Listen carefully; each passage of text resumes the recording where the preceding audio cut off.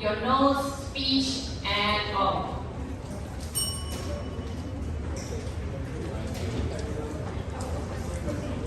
Boleh decide free representative orang.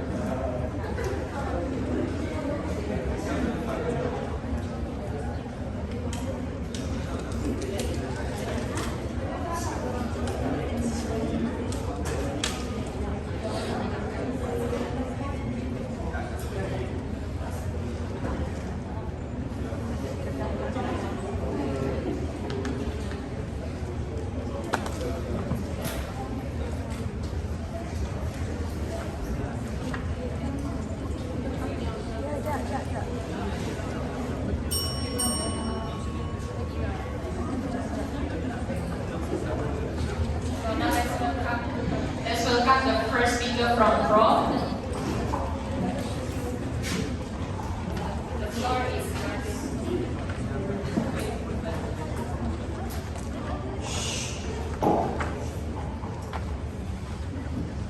Hi, Assalamualaikum, and a very good morning to our respective judges, timekeeper, and my fellow mates. So, first and foremost, the debate centers around the benefits and the drawbacks of ecotourism. So, I would like to point out my point, which is the ecotourism acts as a source for financial means for conservation. So, first and foremost, one way that ecotourism can provide financial means for conservation is by generating revenue through the sale of tourism services.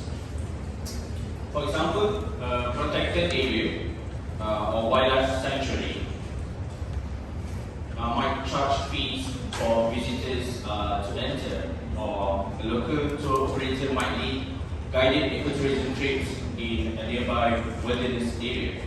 So the revenue that was generated from these activities can then be used to fund conservation efforts within the area, such as habitat restoration, wildlife monitoring, and the employment of park rangers and or other staff.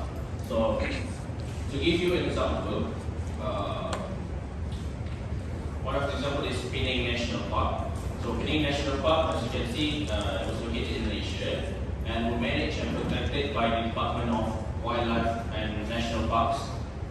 So this park actually received funds from a variety of sources, from governments, from NGOs. So they use these funds to actually maintain and protect the park's natural resources and biodiversity, as well as to support conservation education, which is important, and research programs. So some of the specific funding, specific activities that funding use, including park management and patrolling. So the rehabilitation of and release of injured and orphaned wildlife, and the maintenance of park facilities, and also infrastructure. So this all covers the usage of the funds for conservation of the natural area or protected area. So another way which ecotourism can provide financial measures, financial means for conservation is through the creation of community-based ecotourism initiatives. So these initiatives involving local communities in the planning, management, and operation of ecotourism activities.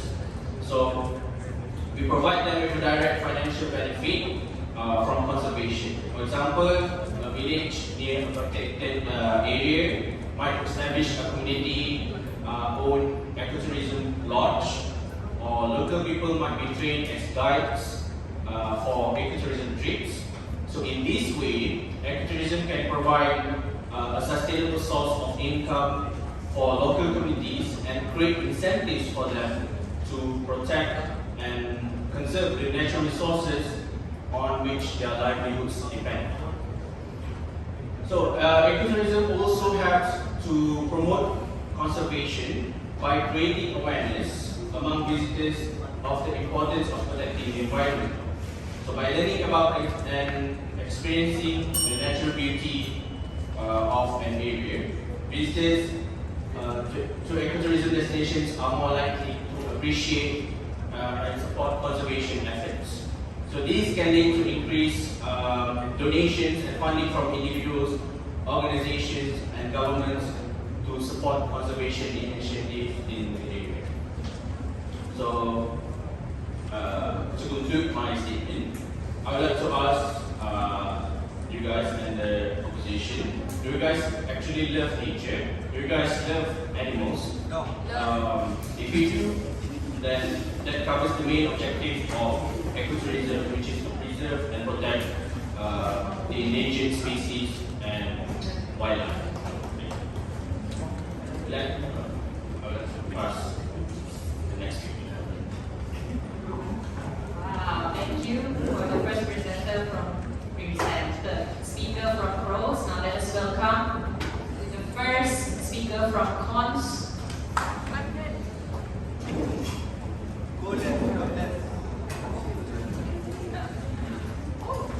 Okay, a very good afternoon to the honorable judges, members of the government team, chair lady, and our audience. I am the first speaker of the opposition team, and today our motion is regarding the pros and cons of ecotourism in Malaysia. So our team, we will be speaking on the cons of ecotourism in Malaysia. As Speaker 1 mentioned or asked before that, do we love nature? Do we love animals? Right? So my answer is yes, I love nature. I love animals. But this is why we have to stop the ecotourism or decrease the ecotourism in our country if we love our nature and our animals. Why? Because obviously the first point is it can ruin the natural habitats. Okay? Due to the highly visited ecotourism destination, will more likely see development and encroachment in and around the region, which can lead to habitat fragmentation and destruction, leading to loss of species that depend on their natural habitats. New structures, pollution, noise, and other activities can lead to wildlife disturbance. And this is my answers to why I love the nature and why we should stop the ecotourism in our country.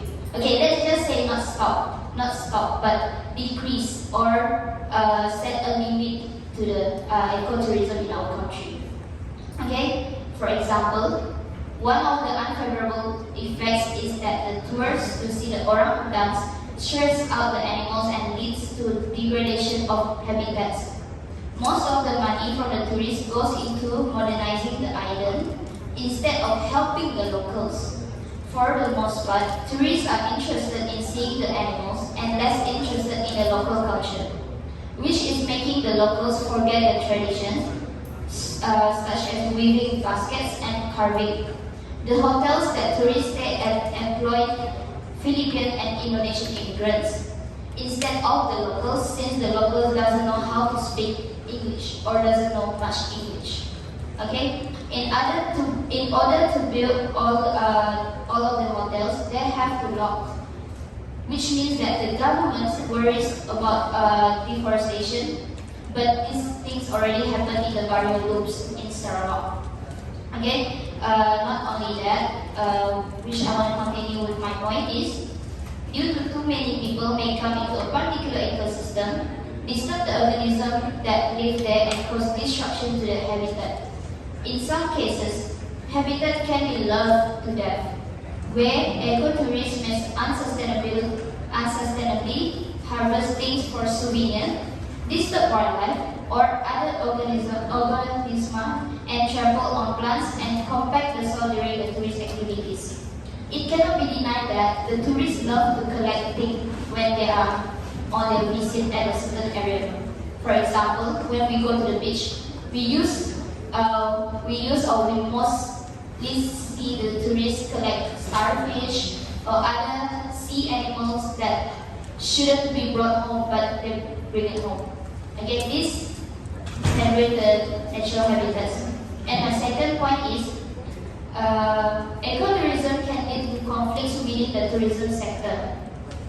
Activities that come with ecotourism can become a problem for communities if locals are not doing their part in helping to manage them. Typically, this can happen when an outside ecotourism agency wants to establish tourist activity without the permission of the locals, leading to conflicts between members of the local people and the industry. This means that ecotourism must fully involve local communities to be successful. Okay, for example, Gilman Island. Okay? The island lacks sewage management infrastructure, and water quality testing and coral reef surveys indicate that there is significant sewage pollution in the waters surrounding the island. During the busy season, which the holiday season, there are often water shortage due to inadequate supply. Waste management relies on transport from outlying villages to an incinerator in the main village. The weather and the system outage interfere with the efficient waste management. Increasing numbers of divers and snorkelers are visiting the same numbers of diving and snorkeling sites. Okay, some popular sites are already showing signs of overcrowding, which is there are too many people at the certain area and this cause. Okay, with that I conclude my speech. Thank you.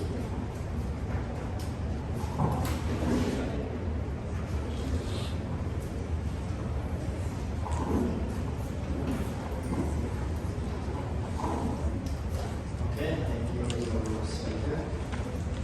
I want to touch on what Roman said. I will just continue with another president of ecotourism. So, another benefit of ecotourism is that it aims to protect wildlife animals. If you see the other form of tourism, especially mass tourism, they do not care about our environment too much, while ecotourism has goals to protect our natural habitats and to sustain the natural living condition of numerous wildlife animals. Also allowing tourists to visit those spectacular natural places at the same time. So this ecotourism helps to protect wildlife such tiger, tapir and orangutan. To make this ecotourism work to protect wildlife, the Malaysian government set the law, which is the Wildlife Conservation Act 2010, that set the bar from the regulation of all interaction with wildlife in country of Malaysia. So the law accomplishes several things, which are the sets of instinct of season for hunting and distinct language that bans the exploitation of the wildlife of Malaysia. So this is very important distinction of to understand, since it's bring a number of ecotourism values into question. The exploitation of wildlife and wild habitats is one of the main driving force behind successful ecotourism strategy.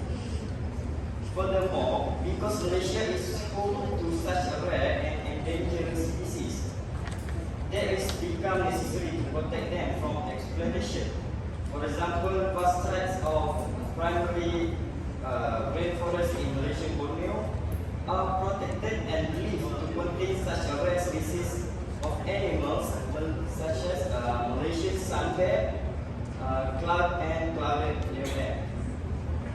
So, also a number of rehabilitation centers in Borneo are responsible to protect the orangutan from extinction in the face of their disappearing habitat. So, the conclusion: protection of wildlife by the ecotourism industry can give awareness about wildlife to people, and we can also interact with wildlife in a safe way. So, before I stop, I would like to ask a question. If we were to oppose all all of ecotourism, are you suggesting letting all animals run free in wild where they are vulnerable to deforestation and hunting? Thank you.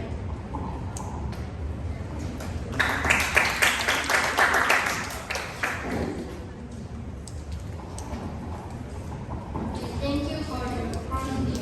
Now I would like to continue with the account of ecotourism. Ecotourism really aims to benefit the local community economically, where the people living in the destination are important stakeholders. However, after ecotourism district grow each year, there are more firms and organizations joining the ecotourism bandwagon to promote sustainable tourism. Nonetheless, some of these organizations prioritize profit over the preserving of the ecosystem they are using. Some have become inattentive to devotion of the eco-friendly policies, inviting more tourists to spend money and on the organization service rather than the tourist attraction site. Ecotourism activity could be problematic to the community if the local people are not on board and activity aren't locally managed. This situation is occur when an outside ecotourism company seeks to develop such action without the permission of the acceptance of the local people. This such lead to conflict between the member of ecotourism industry and local people, and it is definitely not a desirable outcome. Ecotourism has become more attractive to giant corporation companies. This can lead to the surge of outside developers to the new hard-fought eco destinations. Issue to the local economy arise when these developers build hotels and shops and take away business from the locals. If the price of food and water increase and added by the population of tourists, it is affect the well-being of the local people. Now local people are paying the price for the higher demand of the natural resources caused by the arrival of the population of tourists. And while ecotourism aims to give a revenue to the area, unethical corporations and governments can interfere and keep the profit from the community. They should be compensated. People will say ecotourism will bring much wealth to the poor local community. However, ecotourism only benefits all parties on the surface but usually marginalized local community suffers. For the example, the Marble Island in Sabah, the residents realize that benefits of ecotourism activity are only enjoyed by the outsider, especially entrepreneurs and local officials. The widespread of sale of lands for the opening of resort by outside parties have left the resident regulated and unable to compete. That's why I can conclude that ecotourism, when it goes beyond its definitions, it leads to the exploitation of the particular spot along with its resources and the local community. That's all from me. Thank you. Speakers, for information, you can rebut any time, so you just raise your hand, okay? 2 times only, okay? Each speaker. Okay. I humbly express my thanks for your interest in this topic, ecotourism. As previously stated, I am standing against the motion. If I have your permission, I would like to begin by saying that the solution to your problem is sustainable ecotourism.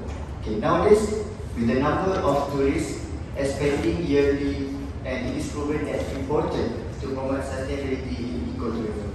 So, if you look overall, people worldwide have started to be concerned about the earth. And we know there are also many types of tourism, but basically all will be related back to ecotourism. So, the approach of sustainability in ecotourism area that it can maintain and protect nature from traffic. So, the word sustain itself also will get people's attention about the importance of a place. So, sustainability in ecotourism basically starts to restrict or limit tourist number at the most popular tourist destination Of course, we need tourists to finance for our country, but this way we can minimize impact and keep the originality of the place. So, I want to ask you guys a question. Is there anything that we do in our life that comes with no risk? Of course, no, right? So, it is our job to limit the risk. So, other than that, another benefit includes job creation, which give the local people in the rural area an advantage in getting job opportunity in the ecotourism place. And at the same time, indirectly can give them an awareness about how precious their place need to be sustained and preserved. So if we touch about cultural heritage, landscape preservation is most same. We all know that sustainability in ecotourism will help raise the place, and at the same time, it can help the place to be important to be preserved. So the key here is that sustainable ecotourism will protect natural habitats and sustainable park. It will encourage countries and communities to build their economies without destroying environment and ensure that local biodiversity can thrive, visitors can enjoy from the territories. Okay, enough with that. I want to recap back what has been mentioned by Speaker 1. Just Speaker 1 said we should no, we don't have to do ecotourism. Like we need ecotourism because the animals we want to be seen in the future. You want to limit, you want to stop and decrease. That's why that is the point that you have mentioned. And then here I want to highlight that we need this animal for the future generation. So let's say there is no ecotourism. So the illegal hunter who love, like let's example like elephant who love horn, tusk, or exotic animal. So they will illegal hunting and save they will extinct. So here, ecotourism, we catch the animal, not all the animals. So still, part of them still in the jungle, having their life. So a part of animal that we catch, we try to make them breed and for future generation. And next, we already limited the capacity of tourists and main purpose of ecotourism. Like we mentioned before about pollution. So here, the point for pollution is not relevant because you only see for the short term only. Okay, for the speaker number 2, I see here you try to say about the job opportunity, right? So like I mentioned before,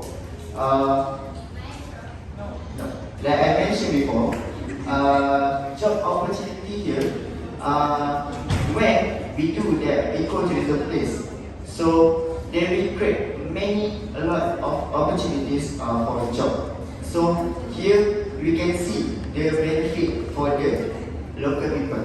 So let's say you want to say the government or the certain party want to like discriminate them, but still they want to they can. Okay, thank you. That's all for me.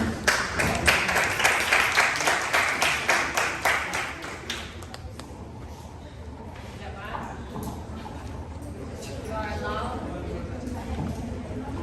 2 minutes.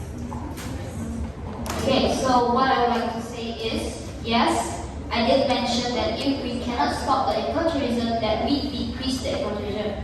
But based on what Speaker 3 has mentioned just now, do you have the data of what you have just told us? Because based on what I mentioned, I have the data which is from Pulau Kilman and also my friends here from Pulau Mahu, Sabah.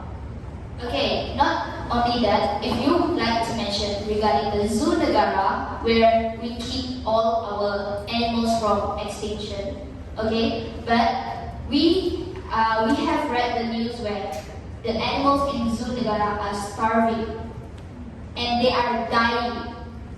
So, Do you think keeping them inside a cage, we call it a cage, okay? Zoo negara, in other words, we call it a cage, save them? Yes. Yes, and do you?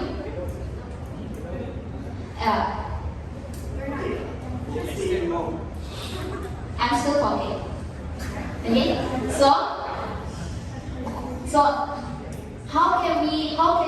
okay, so I would like you to give me the data where, when, or maybe some news that you have read recently, but based on the news that we all know, the animals are dying and starving, and we can see even the tigers are very, very, very skinny in Zoo Negara.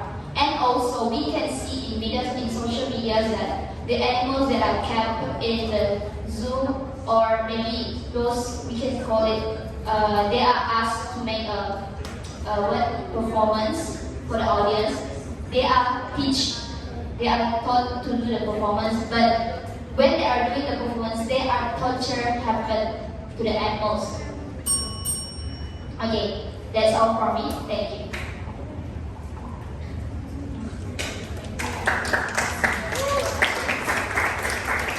Is there anything to add on? No, right? 2 minutes.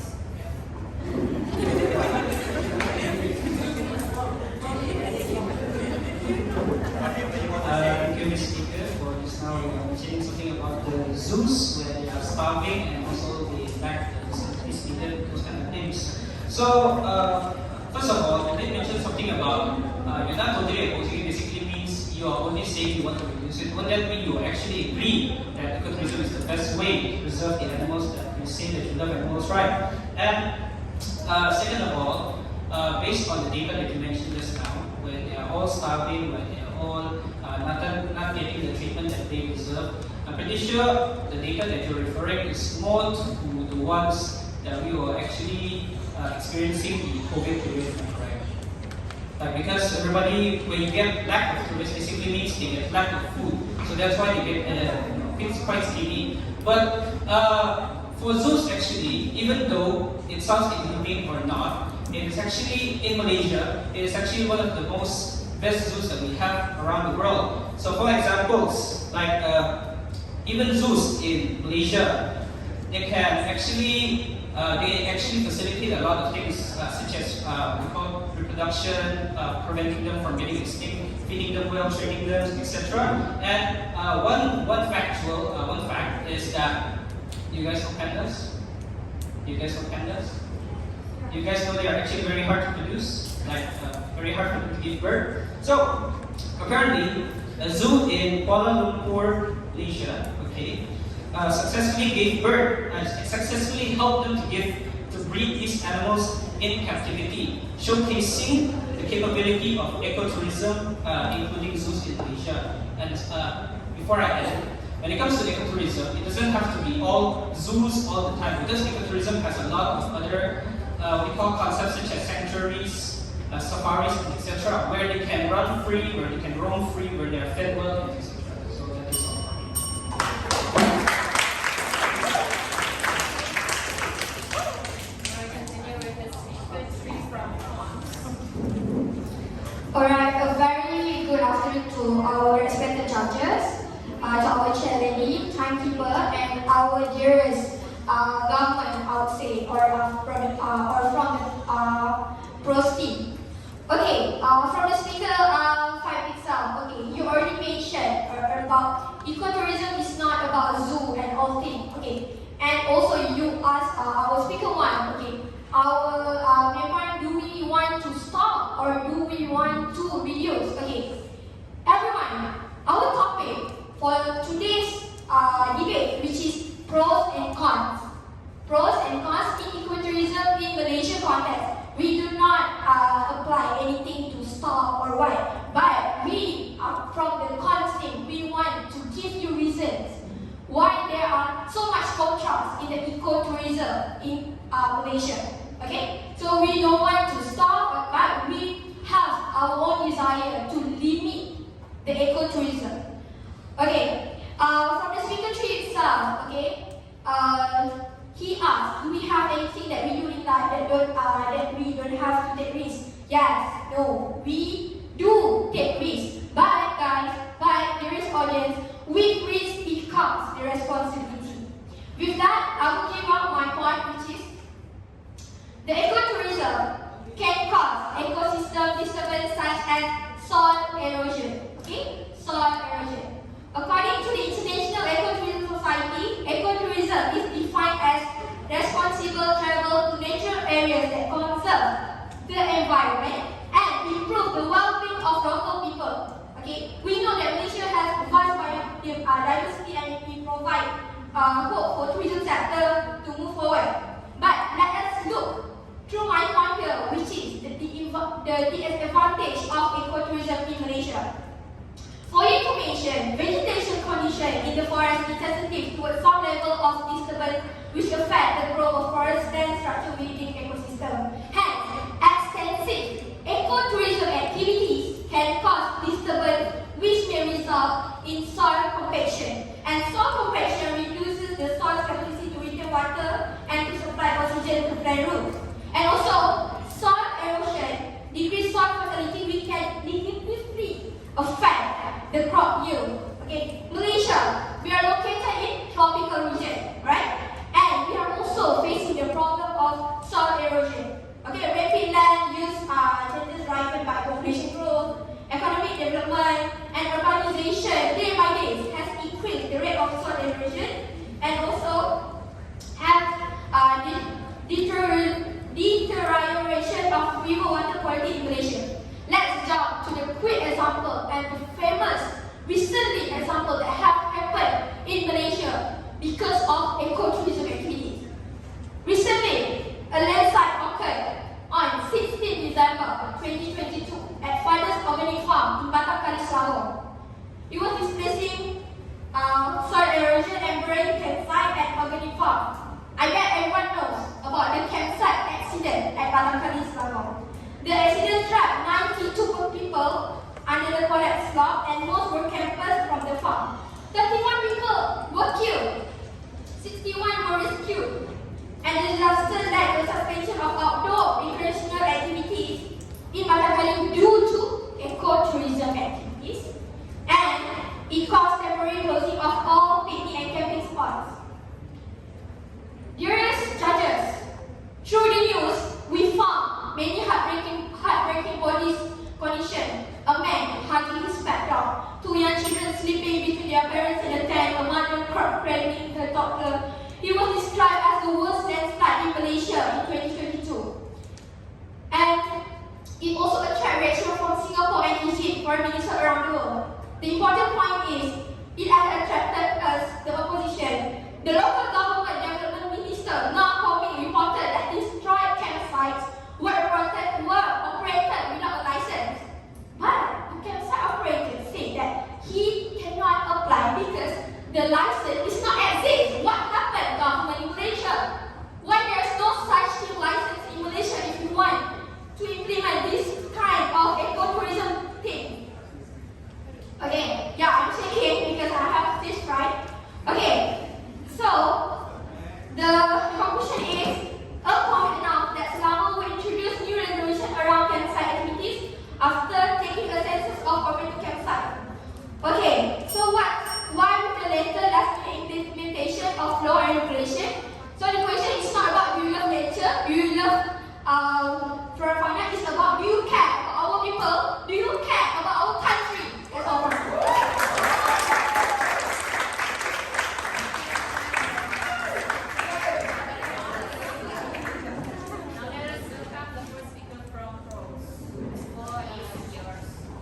Thank you for asking such a beautiful question.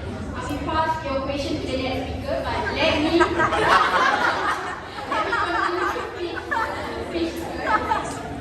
which is the benefit of ecotourism in terms of economic and social impact.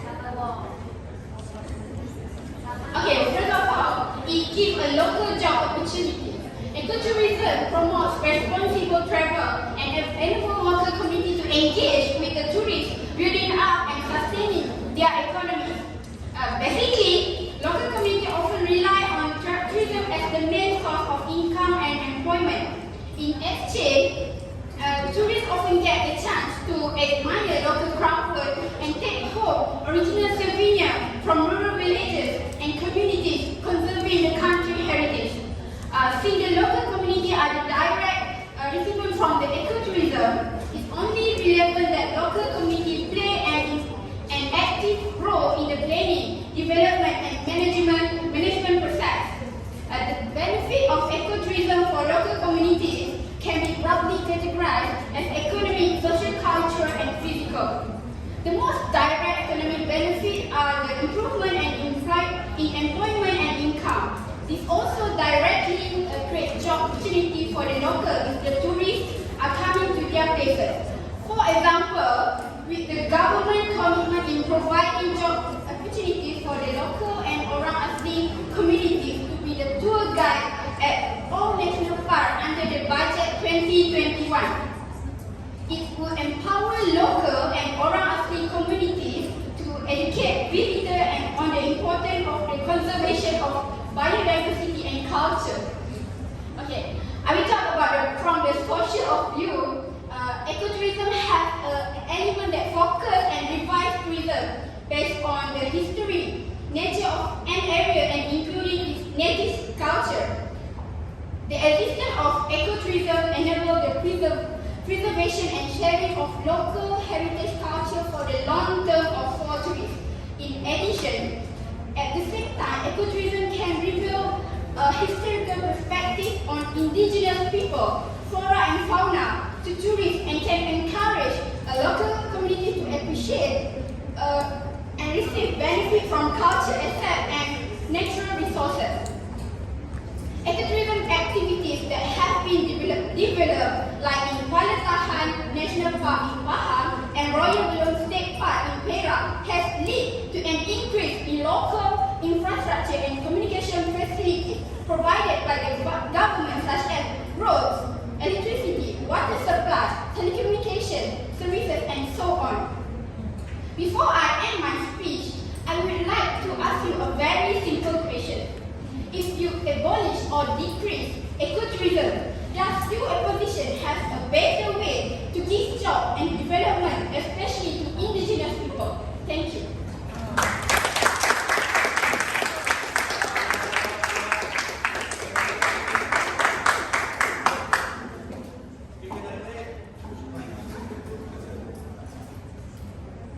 Good afternoon, everyone.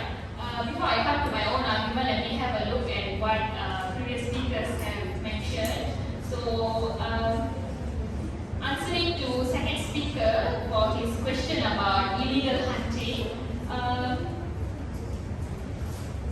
Okay, instead of implementing legislation, rules, and having government bodies to protect the wildlife, is it fair to conduct ecotourism activity to protect them that way? Is it fair for them? We have legislation and ministry to protect. Is it fair to conduct this ecotourism just for our enjoyment and leisure purpose? That's my question for speaker 2. Okay. And about sustainable ecotourism, speaker 3 have mentioned about sustainable ecotourism.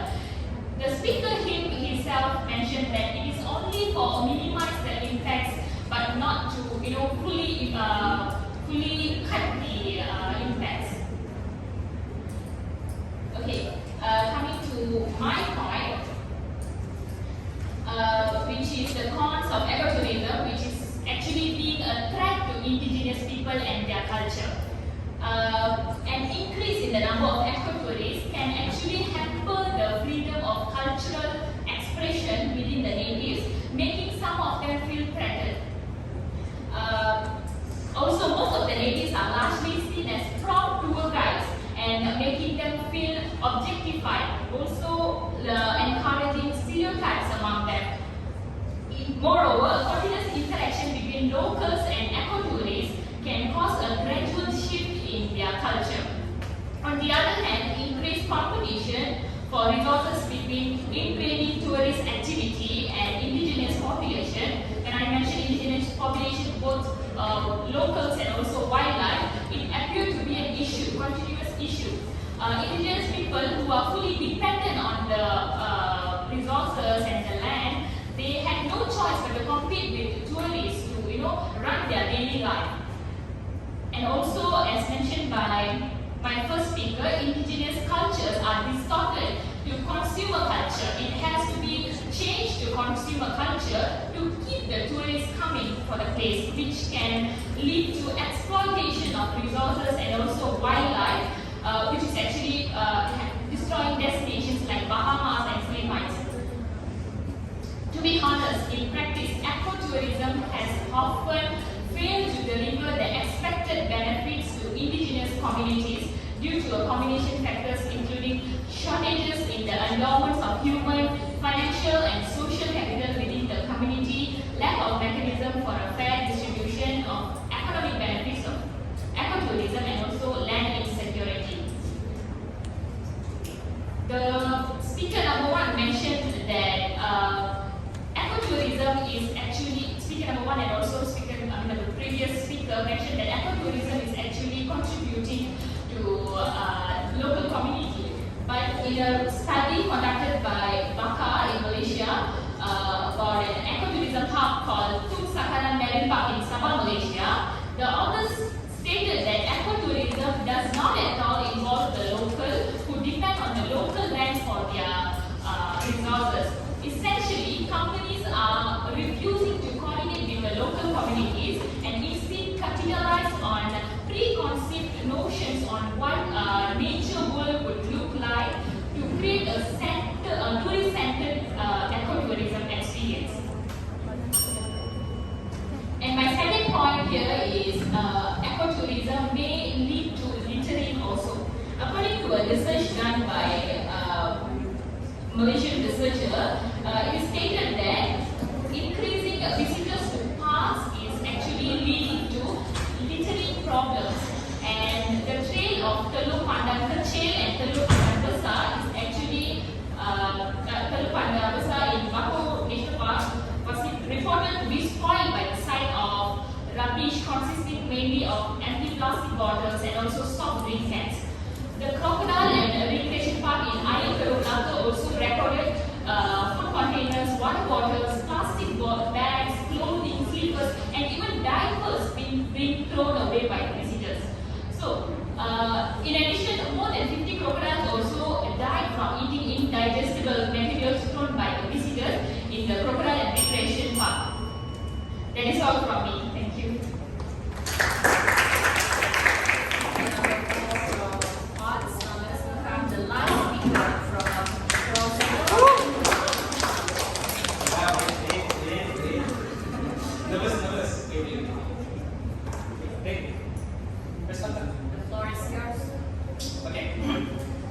So finally, jump off to the other point from the government. Basically, ecotourism helps with the repopulation of endangered species. So ecotourism can protect key habitats for threatened animals to new locations, develop breeding programs, and create anti-poaching programs. At the same time, animals are also known to need different help in order to get back on their feet, such as the expansion of protected habitat areas and habitat restoration caused by man-made degradation. Okay? And according to a recent study made by Aidan Orgara, an animal rights activist, okay, they study about orangutans. Okay? Orangutans are one of the country's most treasured wildlife. They are actually predicted to become extinct by 2050 due to commercial logging without ecotourism funding and habitat expansion. Basically means these kind of orangutans, without the help of ecotourism, will go bye-bye. So, yeah, okay? And by totally opposing ecotourism, the oppositions are basically letting the population of vulnerable animals, such as the orangutan, fell into the hands of private companies and the government that you mentioned, which I'm pretty sure you all trust. Gradually, usually just turn everything into palm oil fields, right? Okay? And did you know that the Department of Wildlife and National Parks presently manages 25 terrestrial, national, and state parks, plus 14 marine parks throughout Malaysia. Basically, there is no slowing down of ecotourism concept in Malaysia. And they also have ecotour initiatives like the Juara Turtle Project, the MyCat, the Malayan Tiger Conservation Program, the Malaysian Homestay Program, and the Restore Our Amazing Rainforest Program, or ROAR, ever since the approval of the National Ecotourism Master Plan back in 1995. So basically, Malaysia has been supporting ecotourism since 1995. Okay, and this also includes ecotourism efforts, including floral species like the magnolias, the Septera, the Teros caps, the oak trees, the maple trees, and the ebonies, whom are all endangered and in need of protection and repopulation. Okay, and ecotourism also provides a place to keep track of flora and fauna wildlife more firmly, because by having them in one place, it provides sufficient data for all types of life in there, the issues and solutions in order to take care of the environment. They're also able to identify problems faced with certain species and help them to repopulate. Okay? For example, Maleo Basin in Sabah, Maleo Basin Conservation Area, Sabah, is one of the few remaining untouched wilderness areas in the world that is successfully preserved through ecotourism.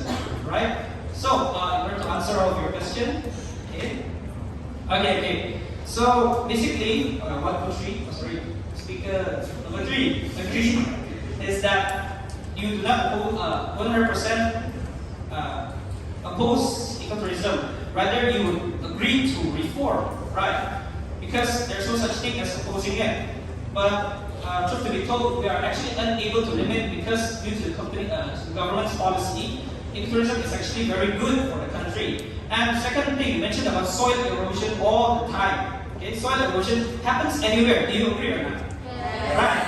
And it's not only tourism. So basically saying, if we stop everything because of soil erosion, should we stop development of schools, clinics, governments, hospitals, etc.? Yes. No, right. Okay. And the landslide was actually due to deforestation in heavy rain. Correct me if I'm wrong. And I'll say this. Should we also stop every time an accidents happen, like stop driving cars and so on? And we support ecotourism in the right way, not illegal without a permit. And if you love your country, you should support ecotourism 100% instead of saying, what you said just now. And for animals, we don't have a voice, we have a voice on behalf of them. Okay? And yes, easier to monitor. And are you sure you want to trust the government? The normal government without specialization, like, do you know how to take care of tigers? Do you know how to take care of rhinoceros or elephants? All right. So specialization is actually required. Okay? And I would like to disagree, because it actually gives opportunities for them to learn and work. For the indigenous communities, if you were to ban ecotourism. So for them also, it can also help people to learn more about them. And since globalization is inevitable, but ecotourism actually helps to be the building block to help them. Okay. Done.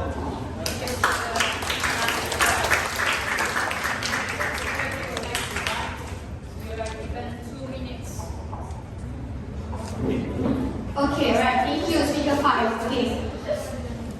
To revive this point, okay, ecotourism is not about soil erosion, and it happens all the time, and we can consider it such as natural disaster. Yes, we do know. That is why when we implement ecotourism in Malaysia, we must have a clear context. Then why is the government in Malaysia does not implement a very clear license and all? Okay, and then that is my answer for that. Okay, ecotourism is not about the zoos, it's not about wildlife, it's not about flora and fauna. Ecotourism has many, and recreational national park is one of them. Okay, alright. Taman Negara National Park, okay, or maybe the Orangutan reservation system. Okay, let's see one example.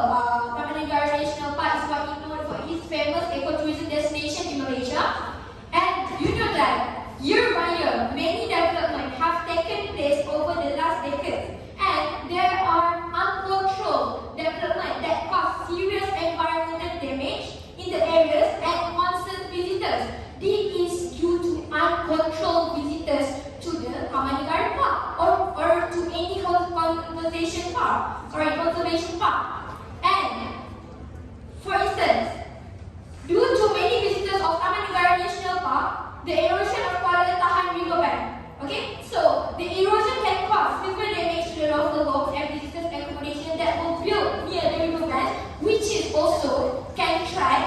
indigenous culture. Speaker 4, you were talking about how can we give job opportunities. We have many.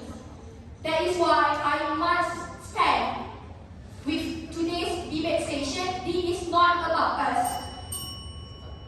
This is not about us, government and opposition, to talk about, to stop. We are talking about pros and cons. Get clear about your point.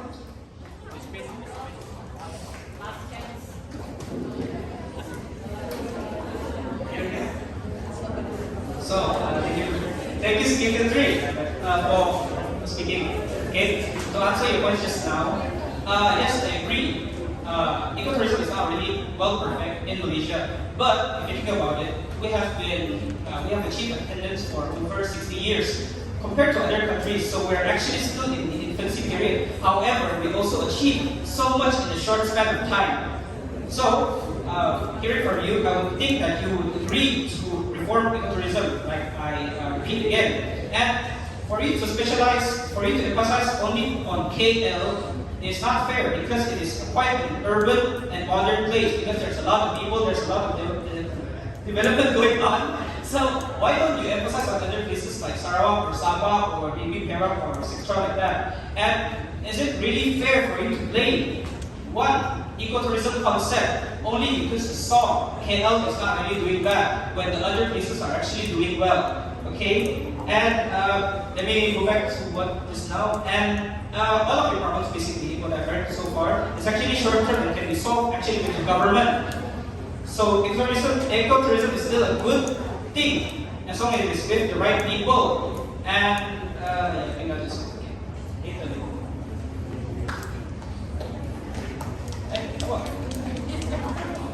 hello. Thank you.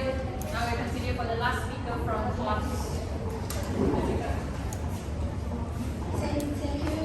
It is from the point. Exploring it can also have negative effects. One of the negative effects of exploring is that it promotes economic development and other policies that contribute to deforestation.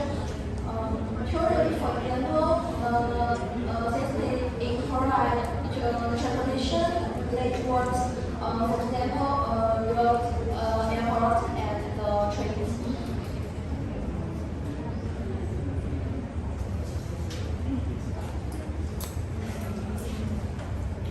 Which is strongly linked to deforestation. Furthermore, tourism stimulates local population through physical tourists and economic immigrants, increasing demand for forest resources. Finally, tourism inherently leads to mass integration, which leads to deforestation. Next, some tourism activities may become too popular among tourists.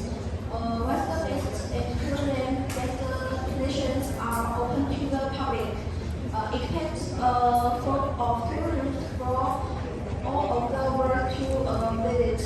It's very easy to share information on social media nowadays, and places that have been kept secreted for a long time will now become known to the general public.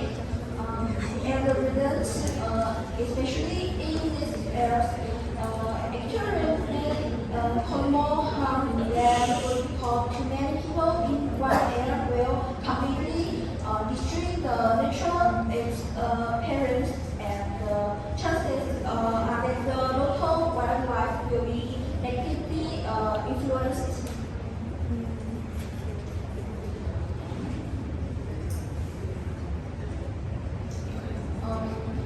Which also contradicts tourism risk, for example, research on study on suitability of photo temper as tourism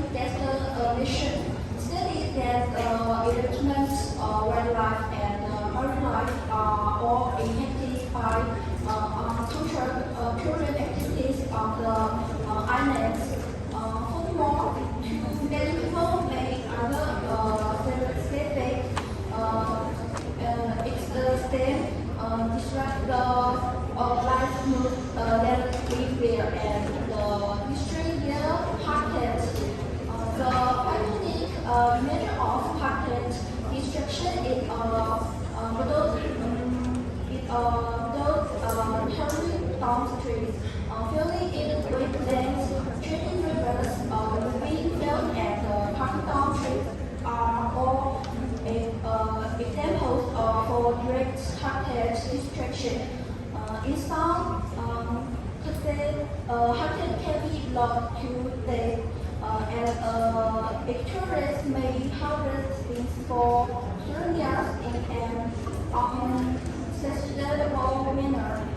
These trouble wildlife and other organisms trample on things and contact the social during their tourist activities. Thank you.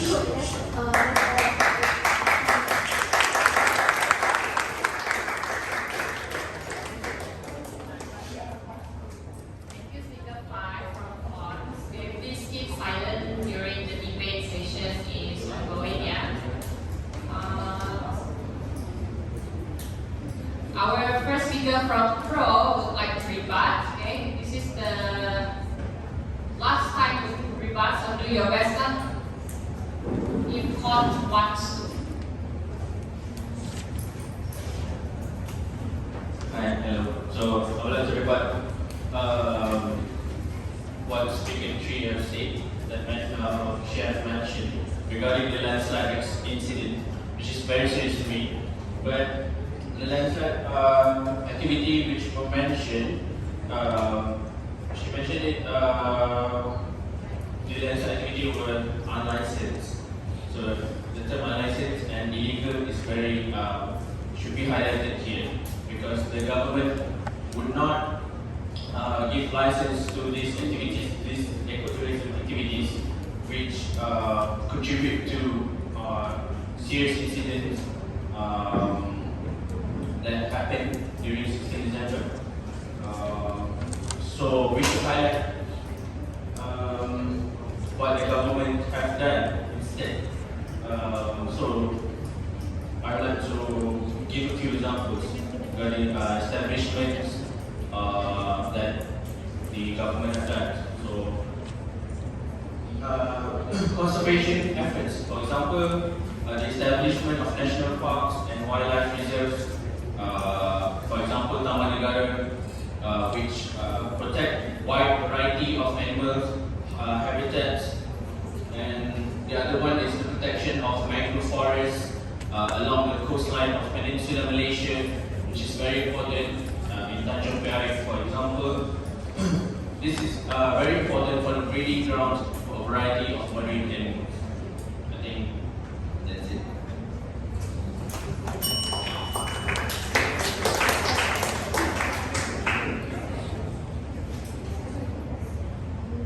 Anyone from Fox for the last one? Okay, I will not rebut on speaker 1, but I would like to rebut on speaker 5 on what you have mentioned earlier, which, okay, KL might be an urban place and you want us to give example of other states as, okay, so I'm from Sarawak and I would like to give the data on Sarawak tourist destination or ecotourism in Sarawak. Alright, so in Sarawak we have a lot of ecotourism destinations. Okay, we have Sematan, we have Lulu, we have a lot until from Lulu to Miri. Okay, but what I want to address here is the destination, the tourist destination or the ecotourism destination in Sarawak, specifically in Sematan and Lulu, has been destroyed by the tourists. Okay, why I say that? Because the place or the beach there is the beach pantai. The beach there is too dirty with rubbish and it is full of rubbish due to littering by the tourists. Okay, as I have read in one of the news before that there are people or there are local people who get injured due to the littering by the tourists, as they are having some activities that they drink alcohol and all the glasses, the bottles are shattered and it has injured the local badly. Okay, while the locals are cleaning up the beach, but some of them get injured badly due to shattered glasses on the beach.